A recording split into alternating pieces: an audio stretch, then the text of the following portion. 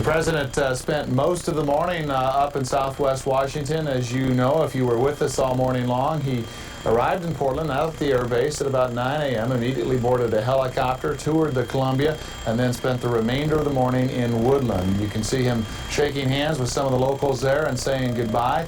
He toured this morning in a suburban type van as opposed to his, there it is right there, as opposed to his regular limousine.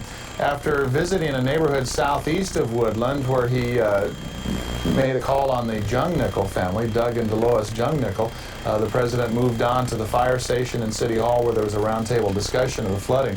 This is Woodland High School, and the president's helicopters and the military helicopters that accompany the president whenever he travels in this fashion set down on the athletic fields at Woodland today. He spent a good hour at the Woodland City Hall talking to people, and one of the lighter moments came when one of the teachers, I imagine, at the school said, you wouldn't believe what the high school and junior high school students have been doing, the middle school students and high school students in Woodland have been doing after the flood. They've been doing a great effort, and President, by the way, we have a copy of the jazz band, the Woodland High School jazz band that we want to give you. So as you can see, the number of students turning out to shake hands with the president, and the president, as he always does on his visits around the country, takes some time to move out into the crowds and shake hands and greet everybody and thank them for coming out to see him. He did bring some good news today, and we finally got some specific numbers of the president talking about financial relief. He said $26 million will go to help community centers. $10 million is available for emergency highway funds. Secretary Pena is traveling with him, the transportation secretary. There will be another $2 million for other needs, but this is the beginning, he said, so they're continuing to talk to community leaders and officials to find out what the needs are here in our area. And then after that, they'll find out what is available, as the president promised, what is available under the law to help people who are flood victims of the flood of '96 here in the Northwest. And it's not just Oregon and Washington, but also Idaho and Montana affected by the flooding.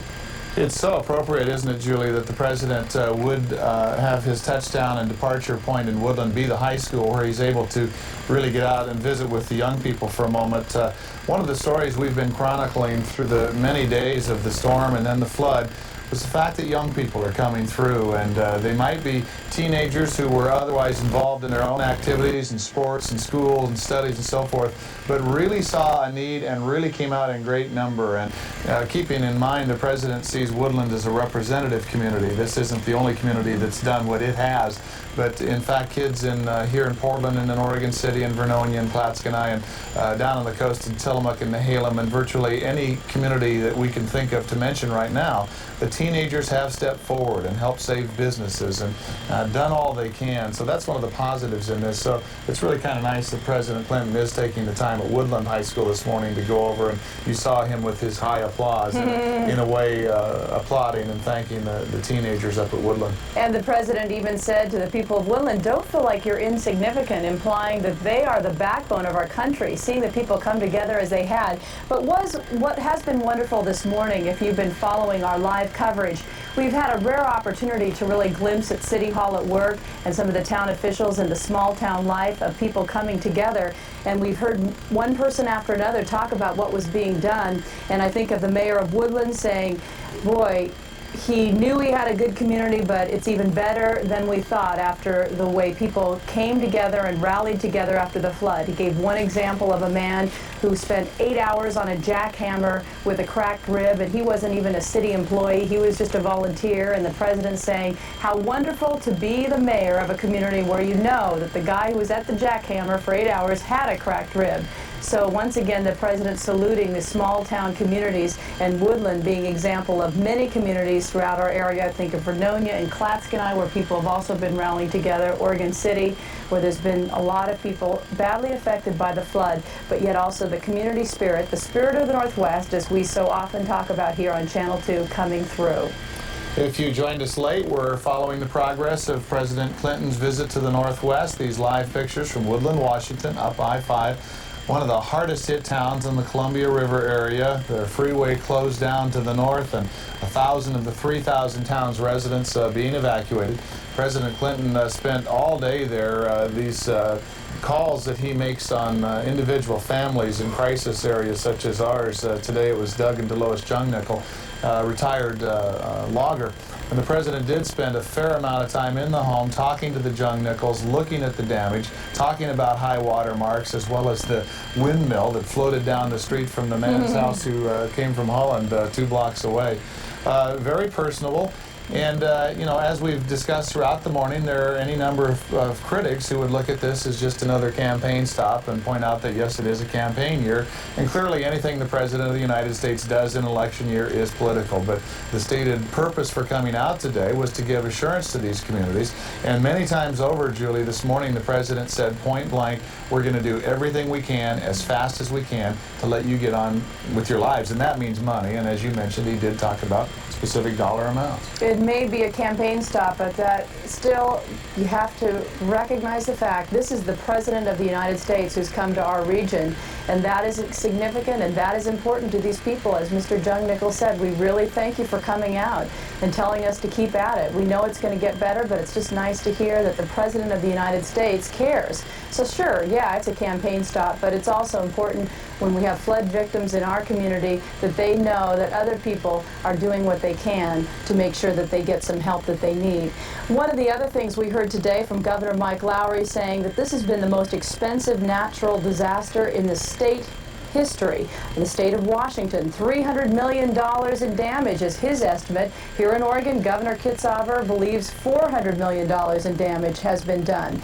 In Washington state, 2,600 residences lost.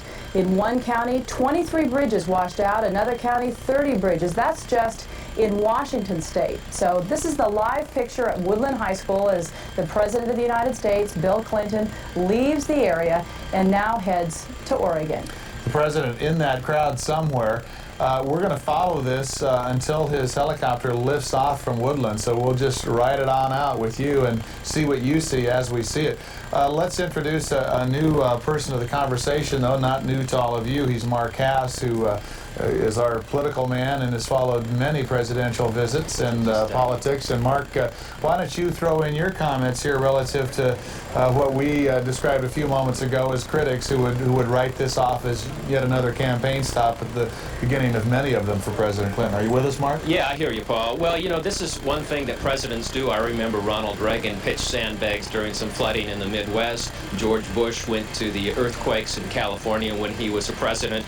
It is just something that presidents do. I had one guy stop and say, you know, for the cost that it will take for the president to come out here and travel through here, we could use that money to help fix houses that were flooded out here. But the cost is very expensive to move a president around the country because there are so many nuts out there, and everybody knows that security is, and if there weren't, everybody knows that that costs a lot of money. If there weren't those people, it wouldn't cost as much. But still, this is what presidents do, and I think in the end, people would prefer to have their president being someone who goes out to places, particularly places that are hit with disasters, or goes to Bosnia and goes to some of those places. So in defense of these presidential visits, be it Democrats or Republicans, Clinton, Bush, whoever, I think in the long run, Americans would like a president that gets out and sees what's really happening to real people. In many ways, it's probably like your church pastor. He may be there every Sunday, but if you're in the hospital, you want to visit from the pastor. That's right. So that's what the president is doing. Mark, President Clinton will be headed down to Waterfront Park where you are. I can already see a large crowd gathering. Well, there will be several hundred people, invited guests from the mayor's office, we understand, many of them volunteers who built this barricade behind the seawall in case the Willamette River would have flooded last Thursday. That, of course, was the now famous barricade built by volunteers, the one that said couldn't be built, and of course, as we know, it was built in just a few hours Thursday afternoon. Marine One is expected to land over there in the grassy area. The president himself take a short tour along the seawall. His podium is set up here, and he's going to make a stop in the waterfront restaurant of McCall's. And again, he's expected to leave around 3:50 or 4 o'clock from here back to the National Guard Air Base. We might tell you, Mark Hass, you might note that when the president arrived in Woodland, Washington this morning, he was not riding in Marine One. He got out of a rather gray, primer-colored nondescript helicopter, and our Phil Beard was riding along and brought us the pictures of the president doing the Columbia River area. What helicopter he's going to get in now when he goes back to the athletic field here, we're not too sure. There's that gray helicopter, but clearly Marine One with the United States of America written on its side is here, and we'll just have to ride that out and see. While we're waiting here, we might make mention of the fact, Julie, that we have begun a flood relief fund here at Channel 2, which we will be sharing with a number of individuals and individual agencies, trying to bring help to the types of people the President has been visiting with this morning. We were thrilled and delighted to have somebody walk up to our front door at Channel 2 in Northeast Portland this morning and give us a $1,000 check for that fund. And now we have word that somebody has just contacted us from the state of Louisiana. How they heard about it, we're not really too sure in these times of our signals going out and about everywhere, but the people from Louisiana are chipping in on our flood relief fund as well. But keep in mind, Paul, I just think a few years ago when during the Midwest floods, remember, so many people were surprised saying, what? This boat was paid for by people, Channel 2 viewers in Portland, Oregon? Okay, well, we'll take it. So maybe those people are returning the favor, saying, hey, we know about floods and we know what it means when someone across the country helps, so they want to return the favor. So I'm sure that's the case there. Michael Hanna has been following the situation in Woodland and now is with another victim of the floods. Once again, let's keep the focus on the people who were affected by the flood, and that's why the President's here. Exactly. That's why he visited this street behind me. This is Rhododendron Street, that small subdivision just east of downtown Woodland, where the waters of the North Fork of the Lewis River swept across this area, damaging a couple dozen homes. Real fast here, a gentleman who's lived here for many, many years, Mr. Heron. I appreciate you joining us. You heard what the President had to say, and he's taking the time to visit Woodland, a small community. You're in the national spotlight. What do you make of what he had to say to people who had homes damaged like yours? I think that it was a big lift to a lot of people who were basically depressed. I could see that. Personally, why, I don't need to, I'm pretty up anyway. You know, I feel fortunate that our home wasn't damaged as much as it was. And let me tell people that as fortunate as Mr. Heron here feels, his home did suffer some damage. You're going to have to replace a carpet, some walls, some flooring, things like that. You've got your work cut out for you. That's kind of the spirit here in Woodland. The main things that we lost 2 deep freezes full of furniture and a vacation trailer and a pickup. Well, they can be replaced. But once again, you're right in front of where the President was talking. Could you ever have imagined the President of the United States would be here on Rhododendron Street, and then what'd you think sitting out here on your front lawn listening to the President talk right out here on the street? Yes, it's a once-in-a-lifetime thing. But like you said, people seem to be pretty buoyed by the whole appearance here. I think it really helped. It helped people who couldn't cope. You know, it was good. It was good. Thank you very much for joining me. I know you've got your work cut out for you. I know that over there in your garage, if we can see that okay, he's bringing stuff into the garage because he heard Rhonda Shelby's forecast a little while ago that it might start raining. He had a lot of stuff outside drying off, and now Mr. Heron's starting to bring stuff back into the garage. But back out here on Rhododendron Street, as the camera pans around, you can see the camper truck that the Herons have brought in. A friend of theirs brought this over. This is what these guys are living in right now. They can't live in their home, so this is kind of a sampling of what's going on here on this street, and a lot more stuff out here still drying out. But Paul and Julie, I can't stress enough, a lot of people came here with very mixed feelings about the situation. Some somewhat cynical, believing this is politics as usual, but as Mark has mentioned, this is the kind of thing that presidents do, and I think people left here with a pretty good feeling. Not everyone here agrees with President Clinton politics, but they did leave here feeling a little bit better about themselves and their community and the president. Once again, let's set the scene as we thank Michael Hanna for his efforts in Woodland. We're looking at the live picture from Woodland High School. That's in Cowlitz County, Washington. That's where the president has been since about 10 o'clock this morning. He arrived at the Portland Air Base at 9 o'clock and has been talking to people, looking at their homes, talking to people in the neighborhood, as well as at the City Hall to find out what the federal government can do to add assistance to the local community efforts to help flood victims. So this is a picture of the president as he says goodbye to all the people in Woodland, Washington. President always good about stopping and shaking hands with the local police officers that aid in securing his visit, but look at the officers taking pictures there, Julie. They're going to have something to remember this day always. But those same officers, of course, heavily involved in what went on in Woodland over the past several days, the evacuation of virtually 1/3 of the town's population. It looks as if the president is ignoring his suburban van. He's walking with Governor Mike Lowry and other officials back toward the athletic field and the helicopter that he will board and then take on to Portland, touring the Willamette River first and then stopping down in Waterfront Park. We'll continue to follow this picture while we can see the president, and then we'll give you an idea of where the president is headed and talk a little bit about what's expected, what's on the rest of his agenda. As Mark said, he's expected to leave by 4 o'clock this afternoon. And it is amazing, but he's been keeping to schedule remarkably well today. So there's no change in that. Just as the White House said as his schedule, there really hasn't been much of a change at all. And there the president is leaving. He was scheduled to leave Woodland, Washington at 12:45 and has a half an hour to get down to Waterfront Park. So as you can see, that would be ample time for him to fly down into the area.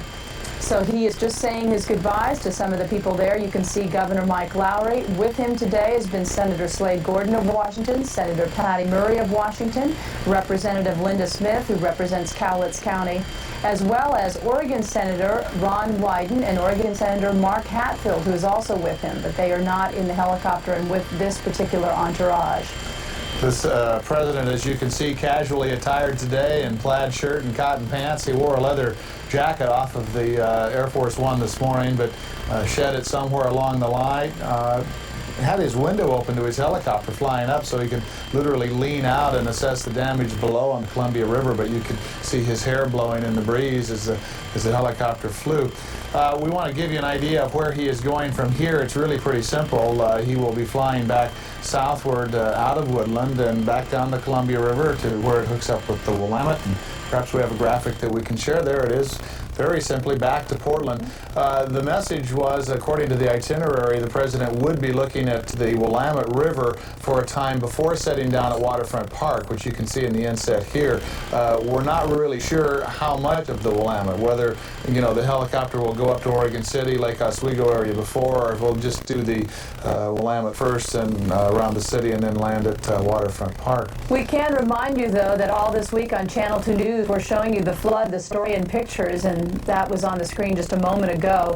So if you could set your VCR, here's a VCR Plus number 8694 for today at 5 to 6 o'clock. We are showing you some of the dramatic scenes from the past week, telling the pictures, telling the story in pictures as we've done throughout the last week. But this is our chance to recap some of those moments. I think we've forgotten the drama of those moments last week as we anticipated the floodwaters rising. President Clinton saying goodbye. Boy, he's got to enjoy the sunshine, as we all would, and 60-degree temperatures, record highs that we're seeing in our area. Yeah, and I'll tell you something, Julie, as others in the media have pointed out, for so many years now, I guess 3 or going on 4, and so many times, this is a president who enjoys these opportunities, and it's quite evident. He's got a ready smile. He's ready to wave. In the conversations he had in the Woodland City Hall, he was quick to respond to everything that was said or asked of him, and endeared himself to everybody up there when he said, "We are a nation of woodlands."